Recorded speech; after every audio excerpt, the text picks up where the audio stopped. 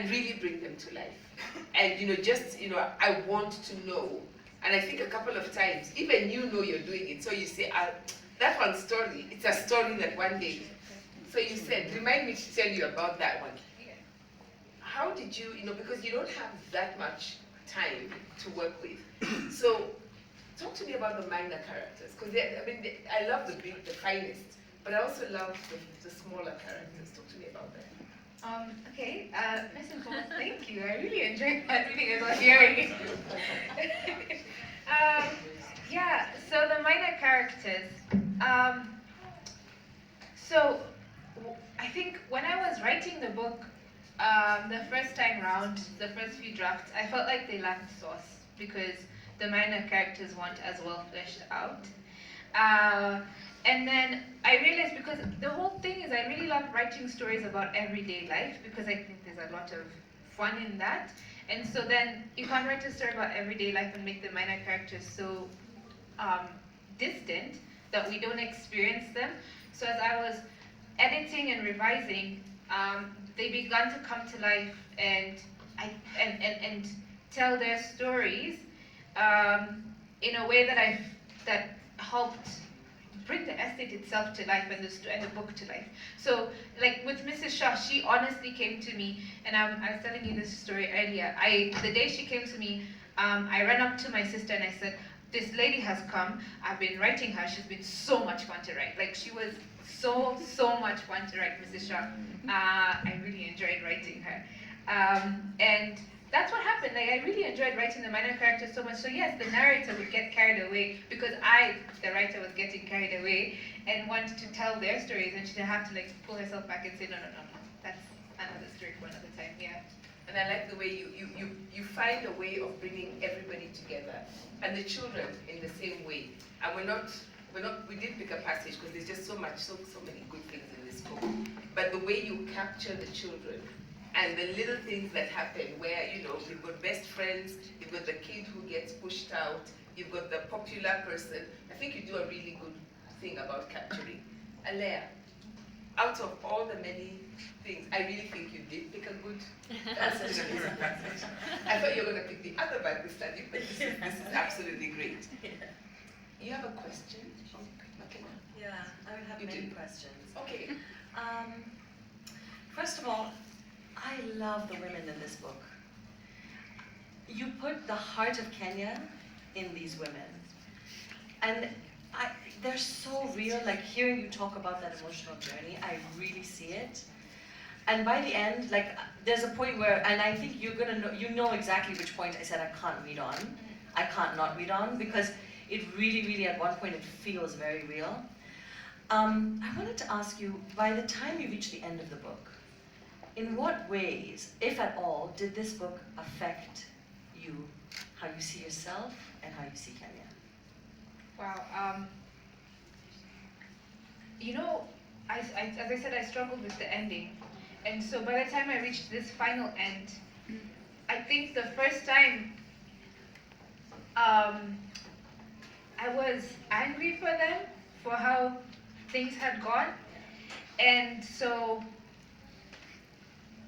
I didn't feel like I had dealt with it, because when I sat down to write it, I was just writing a story about estate life. And then these women came with their personal stories that were, and their griefs, their pains, and their loves, and what worked and what didn't work in their life. And I felt like it really confused me. Like, I put the book away from like September of, I'm gonna get the years wrong, of 2017. No, I'm lying. Of 2018 to like middle of last year, because I'd finished it, or I thought I'd finished it. I'd even sent it to agents because I was trigger happy. And I still felt like I hadn't done these women service. I hadn't done right by them.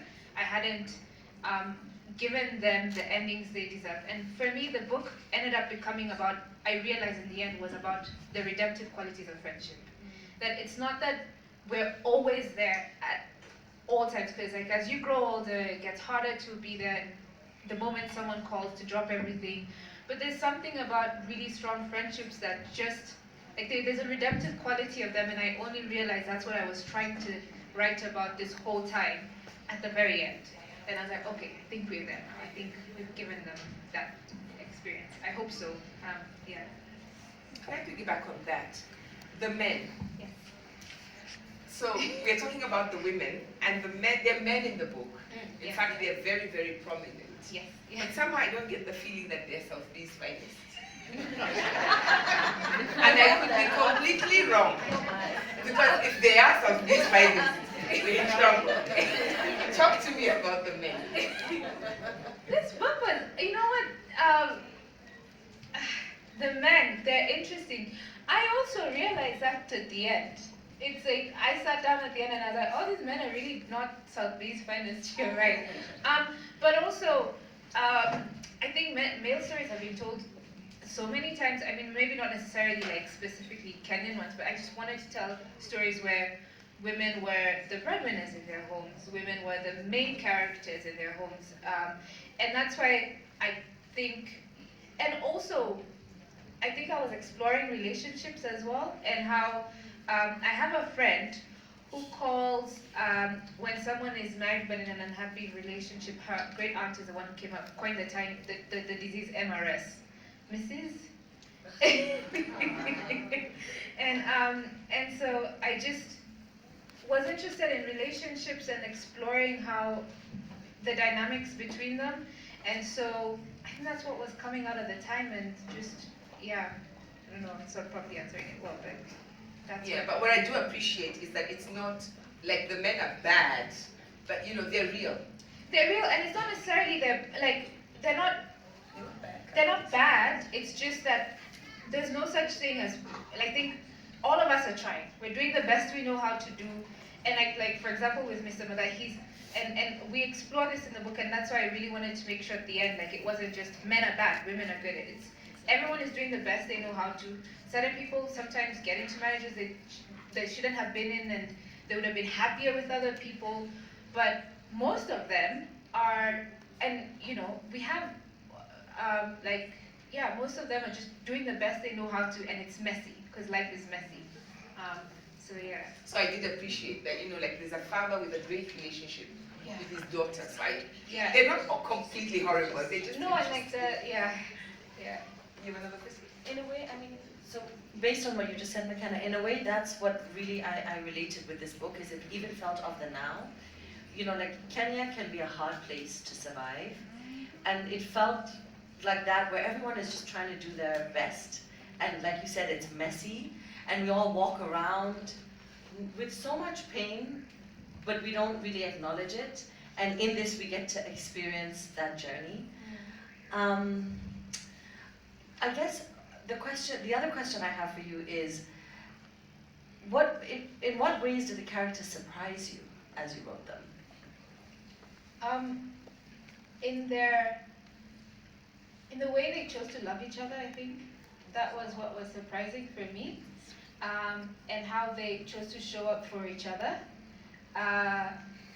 It really was a lesson for me in how friendship can look so different, and how, you know, two people's friendship might appear out from the outside not to be strong and to be surface, but you don't know what's happening inside. And so the characters surprised me by how certain characters didn't appear loving, but they really were, and it's just that they were showing it in their very specific way, which we do all the time. Like, you know, we'll have family members who maybe are more open and you give it, and there are others who are more restrained, but it doesn't mean it's less loving, it's just different. And it was interesting for me, like, learning how they showed up for each other, and how they chose to love each other. And how they chose to also forgive each other for the different things, because I think forgiveness was also a huge thing for me, and how it actually happens, and I was trying to explore that with the different characters. Did you have fun writing it? Because I was cackling at parts. Really, there's parts where you're going to be laughing out loud, like very loudly. What was it like, the writing of it? When I wasn't crying, it was what there were parts, like, definitely, as I was saying, Mrs. Shaw was, for me, was the most fun. That was, I remember having a good time writing her. But then this is my first book, obviously, so what I found really difficult was just understanding different narrative tools and how to use them to be able to tell a story the best way possible. So you could tell a story so many ways. The same story, we could all sit and write it, and it could be so many different stories. And I found that really difficult, so I enjoyed it, but I was happier when it was over. I think is the best way to put it, yes.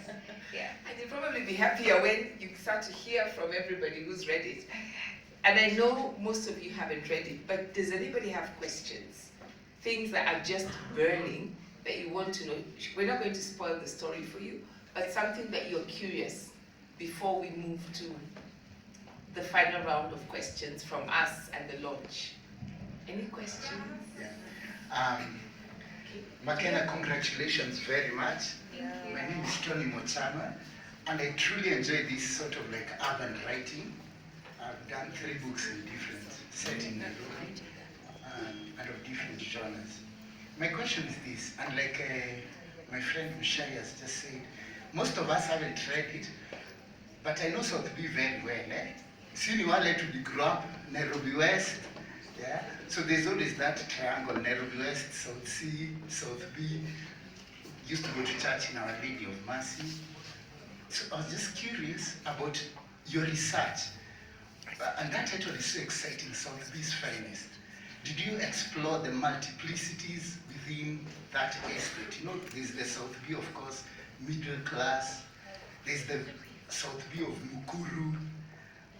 There's the South B, of course, the shopping center. And I don't know if you know this. I'm assuming you grew up there. Even when you are born, you said you're born in 1992. That shopping center never changes. It's the only place, I think, in Nairobi, it never changes. Rims Bar is still there. My father used to drink there like in 1983. It's still dark and dingy, and it just never shifts. So I'm just curious about your authorial interplay within these various, multiplicities of South B, because there's not just one, South B. Thank you. Can I take a couple more? This, yeah. Makena, congratulations. Thank you. My name is Aleya Kassam, and I'm from Kisumu. And I want you to have that sink in. No matter what happens here, I will buy a book, isn't it? And I'll read it, and I'll have a lot of conversations to engage in with it. That's point number 1. Point number 2, I want to caution you because this is a launch. And I know that my colleague there talked about the heart of Kenya. And sometimes I'm very cautious when we start throwing around phrases. How does your book, basically express women as the core definition of Kenyan experience? But I want to ask you, are you fearful? Are there some things you are fearing? And I'll give you an example. The book is titled South B, Finest. Are you fearful that this might bring about a potential reflection of it as being not a creative piece of work, but a review, and that your readers will begin to look at your book based on their perception of South B, like Mushama's father drinking in some dingy bar, or that Olot Madiang from Kisumu will say, oh, this is a South B thing. And I say that because in other conversations, I have a problem with these geographical situations of them. So as we reflect on that, and finally, did you choose the title of this book? Thank you. Thank you very much. Thank you. Can I take one more question?